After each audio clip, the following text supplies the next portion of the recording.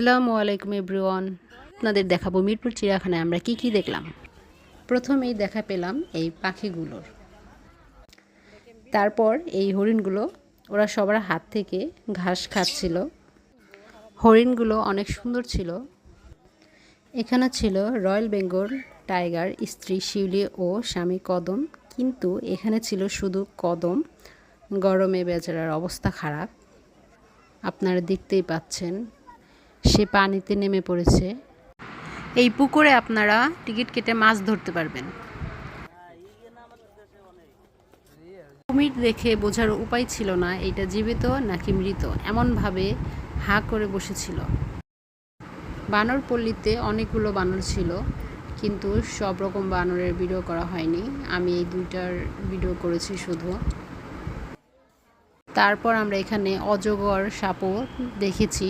এখানে অনেকগুলো অজগর সাপ ছিল, তার মধ্যে সবচেয়ে বড় ছিল এটা অনেক বড় সাইজ ছিল। আমার সব থেকে ভালো লেগেছে এই ময়ূরগুলো। যদিও কোনো কারণে আমি ফোকাস করতে পারতেছিলাম না, ভিডিও করতে পারতেছিলাম না ঠিকমতো, আমার রাগ লাগতেছিল। কিন্তু ময়ূরগুলো অনেক সুন্দর ছিল, আর বৃষ্টির সময় ছিল, ময়ূরগুলো অনেক ডাকতেছিল। জলহস্তিটা অনেক বড় ছিল সাইজ, আর এখানে আরও অনেকগুলো জলহস্তি ছিল। ওইটা আলাদা ছিল, সিঙ্গেল এক জায়গায় একটাই ছিল, আর এখানে অনেকগুলো ছিল।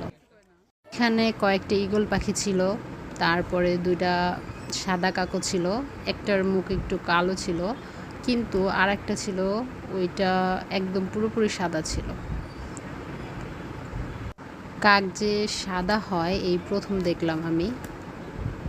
আবার ডাকতেছিল কাকের, মানে কাক যেহেতু কাকের মতোই ডাকতেছিল। আরও ছিল শঙ্খচিল, ভবনচিল,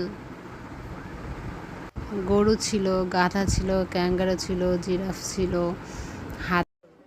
এই পাখিগুলো অনেক বড় ছিল আর সুন্দর ছিল, আমার অনেক ভালো লেগেছে। কিন্তু ওরা ছোট বগের ডিম ভেঙে ফেলছিল, যার কারণে আবার খারাপও লাগতেছিল দেখে। যেহেতু আমরা ফ্রাইডে গেছিলাম, তো মোটামুটি ভালোই ভিড় ছিল, অনেক মানুষ ছিল চিড়িয়াখানায়, দেখতে পারতেছেন আপনারা, অনেক মানুষ ছিল।